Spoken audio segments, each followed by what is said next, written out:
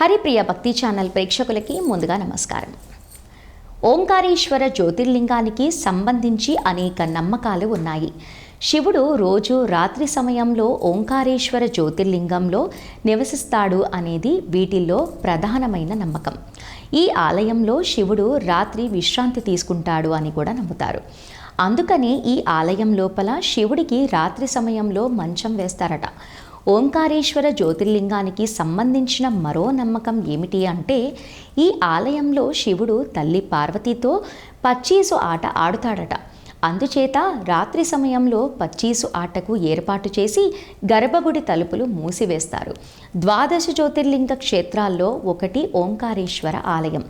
ఈ క్షేత్రం మధ్యప్రదేశ్లోని ఖాండ్వా జిల్లాలో నర్మదా నది మధ్యలో మాంధాత అనే ద్వీపంలో ఉంది. ఇది జ్యోతిర్లింగాల్లో ఒక్కటిగా పరిగణించబడుతుంది. అంతేకాదు శివభక్తులకు ముఖ్యమైన పుణ్యక్షేత్రాలలో ఒకటి. ఈ జ్యోతిర్లింగం నర్మదా నది ఒడ్డున ఓంకారంలో ఉన్న ద్వీపంలో ఉంది. అందుకే ఈ ఆలయానికి ఓంకారేశ్వర ఆలయం అని పేరు వచ్చింది.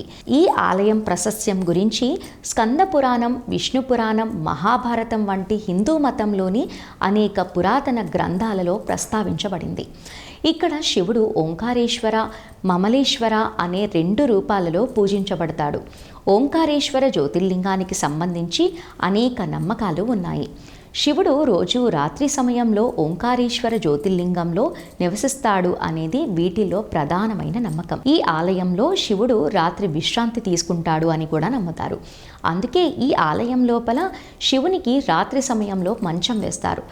ఓంకారేశ్వర జ్యోతిర్లింగానికి సంబంధించిన మరో నమ్మకం ఏమిటి అంటే, ఈ ఆలయంలో శివుడు తల్లి పార్వతితో పచ్చీసు ఆట ఆడుతాడట.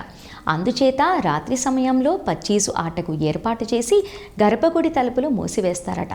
అంతేకాదు ఎట్టి పరిస్థితుల్లోనూ రాత్రి సమయంలో గుడి లోపలికి ఎవ్వరూ వెళ్ళకూడదు. అత్యంత ఆశ్చర్యకరమైన విషయం ఏమిటి అంటే, ఉదయం పచ్చీసు దాని పాచికలు గర్భాలయంలో చెల్లాచెదురుగా పడి ఉంటాయట. రాత్రి ఎవరో పాచికలు ఆడినట్లు కనిపిస్తాయి. ఓంకారేశ్వర జ్యోతిర్లింగానికి సంబంధించిన మరొక నమ్మకం ఏమిటి అంటే, ఓంకారేశ్వర ఆలయంలో శివుడికి జలాభిషేకం చేయకుండా భక్తుల తీర్థయాత్రలను అసంపూర్తిగా పరిగణించబడతాయట. ఓంకారేశ్వర జ్యోతిర్లింగం ప్రతిష్టకు సంబంధించి కొన్ని పౌరాణిక కథలు కూడా ఉన్నాయి. వాటిలో మాంధాత రాజుకి సంబంధించిన కథ చాలా ప్రత్యేకమైనది. ఈ పురాణం ప్రకారం పురాతన కాలంలో మాంధాత రాజు చాలా శక్తివంతమైన పాలకుడు. అతను గొప్ప శివభక్తుడు. ఒకసారి అతను శివుణ్ణి ప్రసన్నం చేసుకోవడానికి, అనుగ్రహం పొందడానికి ఓంకార పర్వతం మీద ఉన్న నర్మదా నది ఒడ్డున కఠినమైన తపస్సు ప్రారంభించాడట. అతని కఠిన తపస్సు చేయటం మొదలుపెట్టాడు. ఆ తపస్సు తీవ్ర రూపం దాల్చి మొత్తం విశ్వంపై ప్రభావం చూపింది. అతని తపస్సుకు సంతోషించిన పరమశివుడు అతని ముందు ప్రత్యక్షమై 2 వరాలను అడగమని అడిగాడట. మొదటి వరంలో మాంధాత రాజు ఈ పవిత్ర స్థలంలో ఎల్లప్పుడూ ఉండి భక్తులందరి కోరికలను తీర్చమని శివుణ్ణి కోరాడు. ఈ పుణ్యక్షేత్రం పేరుతో పాటు నా పేరు కూడా మీతో కలకాలం నిలిచిపోవాలి అని, ప్రజలు తనను స్మరించుకోవాలి అని 2వ వరాన్ని కోరుకున్నాడట. అప్పుడు శివుడు మాంధాతరాజు 2 కోరికలను నెరవేర్చాడు. జ్యోతిర్లింగ రూపంలో ఆ ప్రదేశంలో నివసించడం మొదలుపెట్టాడు. అందుకే ఓంకారేశ్వర జ్యోతిర్లింగం స్వయం ప్రతిరూపం. అంటే ఇక్కడ శివలింగం ఏ దేవుడు మానవుడు నిర్మాణం కాదు, స్వతహా ఉద్భవించింది అని విశ్వసిస్తారు.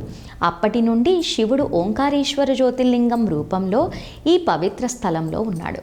ఈ ప్రాంతాన్ని మాంధాత అని కూడా పిలుస్తారు. ఓంకారేశ్వర ఆలయానికి హిందూ మతంలో చాలా మతపరమైన ప్రాముఖ్యత ఉంది. ఓంకారేశ్వర ఆలయంలోని శివుణ్ణి పూజించడం, నర్మదా నదిలో స్నానం చేయటం వల్ల మనిషి చేసిన సకల పాపాలు నశించి మోక్ష ప్రాప్తి కలుగుతుంది అని నమ్మకం. ఈ పవిత్ర స్థలంలో ధ్యానం, పూజలు చేయటం వల్ల మనస్సుకు ప్రశాంతత, ఆధ్యాత్మిక బలం లభిస్తుంది. ఈ ప్రదేశం ధ్యానం, సాధన కోసం చాలా అద్భుతమైనది. ఓంకారేశ్వర్లోని ఉన్న జ్యోతిర్లింగం నుండి దైవిక శక్తి ప్రసరిస్తుంది. ఇక్కడ ఉన్న సానుకూల శక్తి వ్యక్తుల జీవితంలో ఆనందం, శాంతి, సిరి సంపదలను తెస్తుంది. కోరిన కోరికలు నెరవేరుతుంది. మరొక వీడియోలో మళ్ళీ కలుద్దాము. నమస్కారం.